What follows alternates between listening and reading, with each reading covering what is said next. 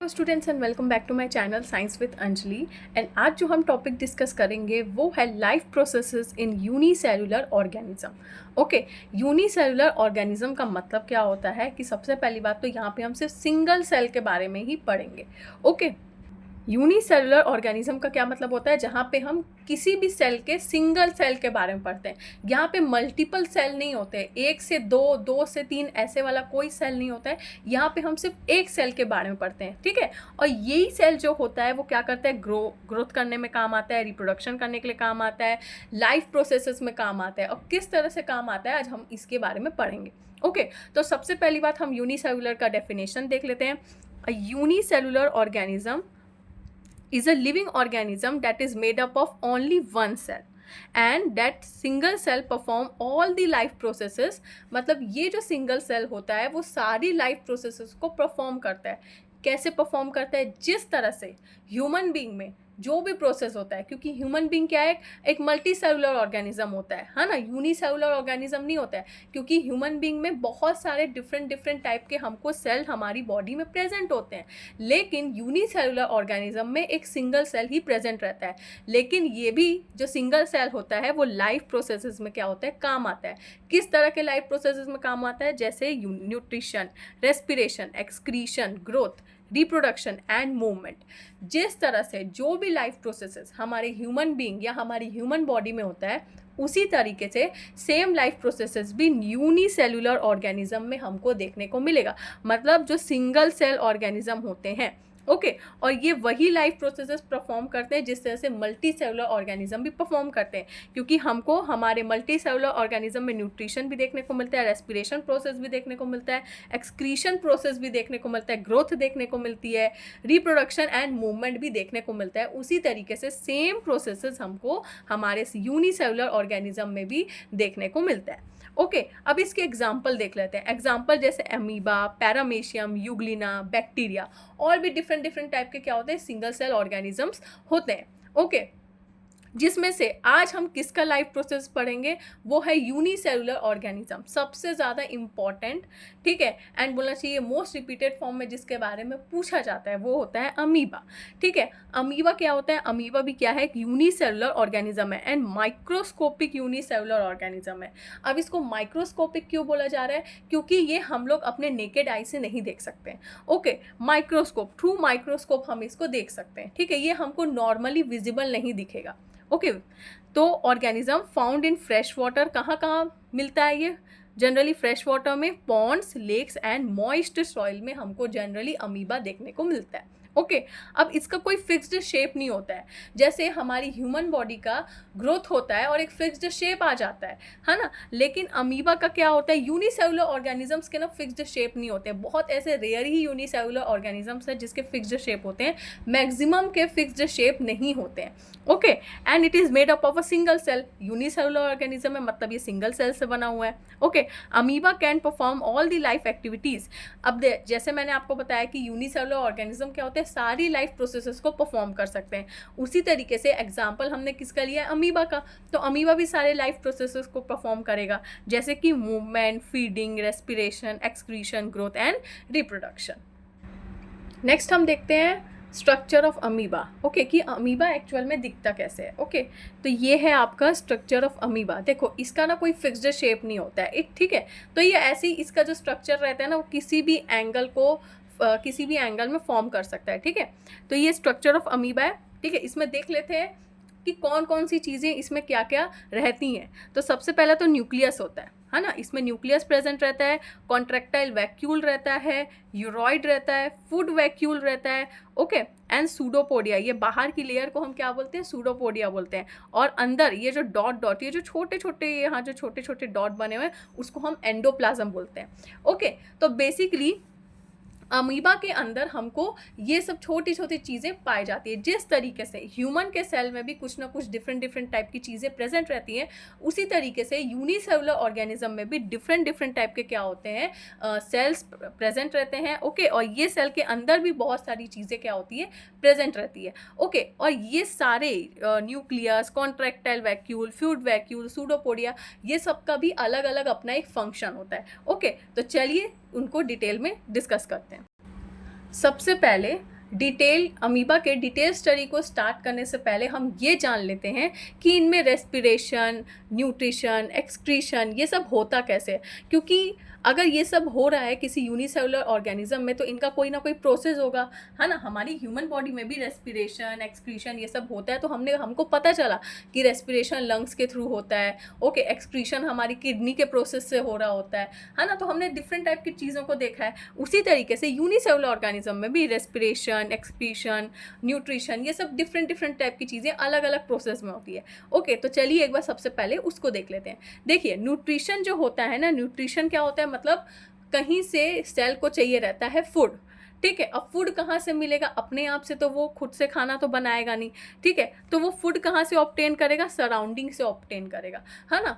Nutrition अगर किसी cell को चाहिए है तो वो फूड कहाँ से लेगा, सराउंडिंग से लेगा, ओके। उसके बाद क्या होता है, रेस्पिरेशन प्रोसेस स्टार्ट होता है, ओके।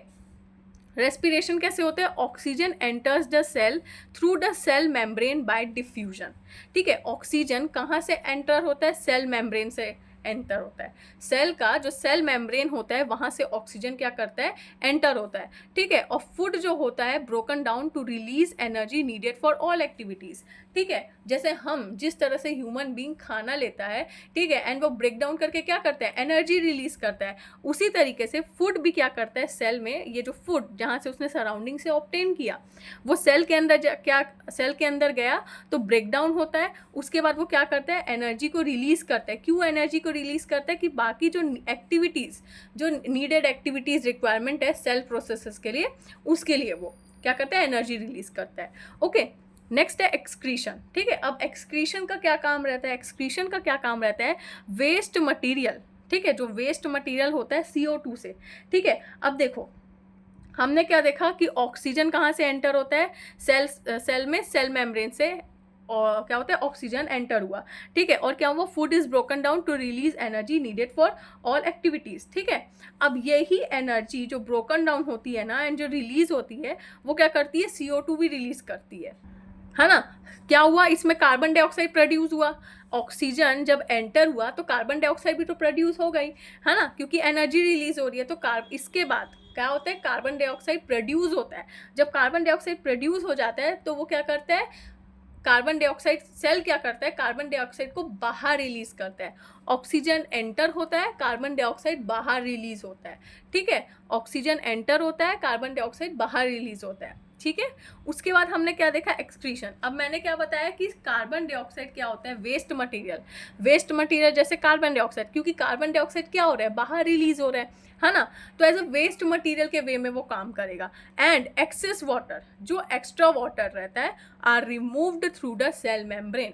CO2 के साथ साथ, CO2 क्योंकि बाहर रिलीज हो रहा है, CO2 प्रोड्यूस होके बाहर रिलीज हो रहा है, अंदर सेल के अंदर प्रोड्यूस हो रहा है एंड बाहर रिलीज हो रहा है एज अ वेस्ट मटेरियल, ठीक है। इसके साथ साथ जो एक्सेस वाटर है, मतलब जो एक्स्ट्रा वाटर है, वो क्या होता है, रिमूव्ड हो जाता है, किसके थ्रू, सेल मेम्ब्रेन के थ्रू, है ना, बाहर निकल जाएगा। उसके बाद contractile vacuole helps to remove the excess water. साथ ही साथ जो कॉन्ट्रैक्टाइल वैक्यूल जो अमीबा में प्रेजेंट है, ओके, ये देखो, ये जो कॉन्ट्रैक्टाइल वैक्यूल है, ये जो अमीबा में प्रेजेंट है, क्या करता है, ये हेल्प करता है वाटर को रिमूव करने के लिए, जो एक्सेस वाटर जो रहता है उसको रिमूव करने के लिए, बाहर निकालने के लिए। नेक्स्ट है रिप्रोडक्शन। अब रिप्रोडक्शन कैसे होता है, तो unicellular organism reproduce by binary fission. Binary fission का मतलब क्या होता है, वन पेरेंट, एक पेरेंट जो सिंगल सेल होता है ना, सिंगल सेल मतलब एक ही पेरेंट होगा, है ना। सिंगल सेल या सिंगल पेरेंट जो होता है वो क्या फॉर्म करता है, डॉटर सेल फॉर्म करता है, लेकिन आइडेंटिकल रहता है। देखो, मल्टी सेलुलर ऑर्गेनिज्म और यूनिसेलुलर ऑर्गेनिज्म में यही डिफरेंस है कि मल्टी सेलुलर ऑर्गेनिज्म में हमारे जो प्रोडक्ट्स फॉर्म होते हैं या जो एज अ पेरेंट के वे में, उसके बाद जो डॉटर सेल्स फॉर्म होते हैं, है ना, जो प्रोडक्ट्स फॉर्म होते हैं फ्रॉम पेरेंट, तो जो प्रोडक्ट फॉर्म होता है वो क्या फॉर्म होता है, डिफरेंट रहता है, आइडेंटिकल नहीं रहता है, ठीक है। लेकिन यहाँ पे क्या होता है, जो एक पेरेंट होता है, ठीक है, वो डॉटर सेल क्या रहेंगे, वो आइडेंटिकल रहेंगे। जैसा पेरेंट सेल है, जैसा सिंगल सेल है, वैसे ही हमको आइडेंटिकल उसके डॉटर सेल देखने को मिलते हैं, ओके। लेकिन मल्टी सेलुलर ऑर्गेनिज्म में टोटल डिफरेंट रहता है, हमको वेरिएशंस देखने को मिलते हैं, है ना। जो हमारा जो टू सेल से, जो दो पेरेंट सेल होते हैं, उससे जो हमारा सेल का फॉर्मेशन होता है वो बिल्कुल डिफरेंट रहेगा, वो आइडेंटिकल नहीं रहता है अपने पेरेंट से, उल्टा और वेरिएशंस शो करता है। ओके, तो ये डिफरेंस है मल्टीसेलुलर और यूनिसेलुलर में, यहाँ पे हमको आइडेंटिकल देखने को मिलेगा। अब ये तो समझ में आ गया कि रेस्पिरेशन, रिप्रोडक्शन, एक्सक्रीशन, ये सब कैसे होता है किसी यूनिसेलुलर ऑर्गेनिज्म में। लेकिन जब ये खाना ले रहा होता है, कोई न्यूट्रिशन ले रहा होता है, तो इसका क्या प्रोसेस होता है, क्योंकि किसी सेल के अंदर जा रहा है। हमको जैसे पता है कि जब हम खाना लेते हैं तो हमारा डाइजेस्टिव प्रोसेस है ना, तो डाइजेस्टिव प्रोसेस में हमने देखा कि हमारा जो खाना है किस तरह से डाइजेस्ट हो रहा होता है। वैसे ही हमको तो पता चल गया कि रेस्पिरेशन कैसे हो रहा है, रिप्रोडक्शन कैसे हो रहा है, एक्सक्रीशन कैसे हो रहा है, लेकिन न्यूट्रिशन कैसे हो रहा है। सबसे पहली बात तो मेन चीज़ है न्यूट्रिशन कैसे हो रहा है, मतलब जो खाना है वो किसी सेल के अंदर कैसे जाएगा, और जाएगा तो उसका क्या प्रोसेस रहेगा, है ना। तो चलिए उसको देखते हैं। देखो, सबसे पहले क्या होता है, ये फूड पार्टिकल है। फूड पार्टिकल क्यों, क्योंकि हमको पता है कि जो वो फूड पार्टिकल लेगा वो कहाँ से लेगा, सराउंडिंग से लेगा, है ना। सराउंडिंग से फूड पार्टिकल उसने क्या किया, लिया, ठीक है, अपने तरफ उसको क्या कर रहा है, अट्रैक्ट कर रहा है, खींच रहा है, ठीक है, अभी वो ले रहा है। ओके, अब ये फूड पार्टिकल कहाँ चले जाता है, ये देखो सूडोपोडिया के बीच में चले जाते हैं। अब ये सूडोपोडिया क्या होता है, देखो ये ना फिंगर लाइक प्रोजेक्शन होता है, ठीक है, ये बहुत ही माइनर सा होता है, क्योंकि हमको अमीबा का सेल जो होता है वो दिखता नहीं है नेकेड आई से। ओके, माइक्रोस्कोपिक है, तो सूडोपोडिया भी क्या होता है, बहुत ही छोटा होता है, और सबसे पहली बात तो फिंगर लाइक प्रोजेक्शन होगा, ठीक है। अब ये क्या करेगा, खाना को अपने तरफ खींच लेगा, ठीक है, अपनी तरफ खाने को क्या किया, अट्रैक्ट किया, और उसको अपने सराउंडिंग, मतलब अपने टूवर्ड्स क्या कर देगा, उसको सराउंडिंग में उसको अपने तरफ ऐसे घुमा के रख लेगा, अपने पास रख लेगा, उसको एक ऐसा सराउंडिंग, एक इन्वायरमेंट दे देगा, और उसको अपने तरफ क्या कर लेगा, रख लेगा, बीच में रख लेगा, ठीक है। फूड पार्टिकल्स के क्या करेगा, वो सराउंडिंग में आ जाएगा, उसके आस पास आ जाएगा, कौन, सूडोपोडिया, ठीक है। उसके बाद क्या होता है कि उसके बाद अब मेन यहाँ से प्रोसेस स्टार्ट होता है, क्योंकि क्या हो गया, इसने क्या कर दिया, अपने सराउंडिंग में इसको क्या कर लिया, अपने पास रख लिया, ठीक है। अब क्या करेगा, अब उसको वो धीरे धीरे अंदर खींचने की कोशिश करेगा, क्योंकि अब जब यहाँ पे आ गया है तो सेल अब क्या, फूड क्या करेगा, उसको अंदर ले जाएगा, सेल फूड को अपनी तरफ अट्रैक्ट करने की और कोशिश करेगा कि तू और अंदर आ, है ना। उसके बाद क्या होता है, देखो धीरे धीरे सूडोपोडिया धीरे धीरे उसको पूरा ऐसे कवर कर लेता है, ठीक है। यहाँ पे वो सिर्फ उसके सराउंडिंग के आसपास आया, लेकिन यहाँ पे वो उसको क्या करता है, पूरा कवर कर लेता है, जिसको हम क्या बोलते हैं, फूड वैक्यूल, वो फूड वैक्यूल बना देता है, ठीक है। और अंदर तो फूड पार्टिकल है, ठीक है, और ये सूडोपोडिया जो रहता है ये उसके आसपास पूरा अच्छे से उसको कवर कर देता है ना।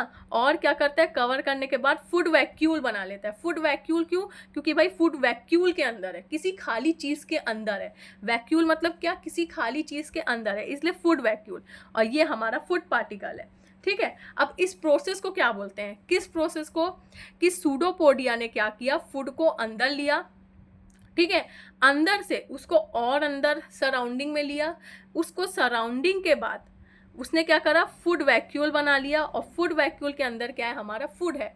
तो इस प्रोसेस को हम क्या बोलते हैं, एंडोसाइटोसिस कहते हैं। क्या बोलते हैं, एंडोसाइटोसिस, ठीक है। कि जब सूडोपोडिया क्या करता है, अपने सराउंडिंग में फूड वैक्यूल को पूरा कवर कर लेता है, ओके, और फूड वैक्यूल क्रिएट कर लेता है, ठीक है, एंड क्या होता है, एक फूड वैक्यूल बना लेता है। तो उस प्रोसेस को हम क्या बोलते हैं, एंडोसाइटोसिस बोलते हैं। यहाँ पे क्या होता है, एनगल्फ द फूड, एक वर्ड आता है, engulf the food. Engulf the food मतलब क्या होता है कि उसको अपना पूरा सराउंडिंग देके, किसी चीज़ को मैंने क्या किया, मान लीजिए कोई चीज़ है, कोई खाना है, उसको पहले मैंने आधा ढका, ठीक है, उसके बाद मैंने उसको पूरा ढक दिया, ठीक है, और मैंने एक फूड वैक्यूल बना दिया। उसी तरीके से सूडोपोडिया पहले उसको हाफ सराउंडिंग से क्या करेगा, कवर करेगा, ठीक है, कि वो एक सेंटर में आ जाए। सेंटर में आने से क्या होगा, एक इजी पाथवे मिल जाएगा कि वो फूड वैक्यूल बना लेगा, एंड फूड वैक्यूल बनाने के बाद इसी प्रोसेस को हम बोलते हैं एंडोसाइटोसिस, ओके। अब इसके अंदर जितने भी टाइप के डाइजेस्टिव एंजाइम्स होंगे, ठीक है, वो रिलीज होंगे, ठीक है, इसके अंदर जितने भी टाइप के डाइजेस्टिव एंजाइम्स हैं वो रिलीज होंगे, ठीक है, और वो क्या करेंगे, फूड को ब्रेक डाउन कर देंगे, ठीक है। यहाँ पे क्या होता है, फूड का ब्रेक डाउन होने लग जाता है, ठीक है, वो फूड जो पार्टिकल है, ये जो फूड है छोटे छोटे फ्रेगमेंट्स में बच जाता है, फूड का ब्रेकडाउन हुआ एकदम छोटे छोटे पार्टिकल्स में वो क्या होगा, डिस्ट्रीब्यूट हो जाएगा। ठीक है, उसके बाद क्या होगा, इसमें से जो भी न्यूट्रिशन वगैरह जो होते हैं वो क्या होते हैं, एब्जॉर्ब होने लग जाते हैं। ठीक है, ये फूड मेरा अंदर आ गया। ठीक है, अब क्या होगा, यहाँ पे न्यूट्रिशन, जितने भी न्यूट्रिशन है वो क्या होंगे, एब्जॉर्ब होने लग जाएंगे, है ना। जितने भी न्यूट्रिशन है वो एब्जॉर्ब हो जाएंगे और इससे क्या होगा, हमको क्या मिलेगी, एनर्जी मिलेगी सबसे पहली बात तो। ठीक है, हमारे ग्रोथ में काम आएगा ये। ठीक है, सेल रिपेयर में काम आएगा। अगर कहीं का कोई सेल डैमेज है, इसके कोई पार्ट का सेल डैमेज है, ठीक है, तो वो सेल रिपेयर के लिए काम आएगा। तो बेसिकली जो न्यूट्रिशन एब्जॉर्ब होते हैं उसमें ये 3 चीज़ सबसे ज़्यादा इंपॉर्टेंट रोल प्ले करती है। ठीक है, अब यहाँ तक तो ठीक है, लेकिन अगर कोई अनडाइजेस्टेड फूड है, हमको ये भी पता चला कि इसमें रिप्रोडक्शन भी होता है और एक्सक्रीशन भी होता है।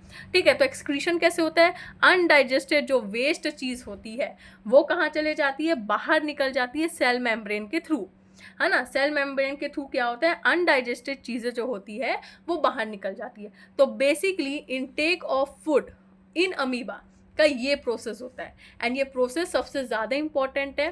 ओके, एग्जाम में ज़्यादातर ये पूछा जाता है, तो आपको ये चीज़ बनानी आनी चाहिए।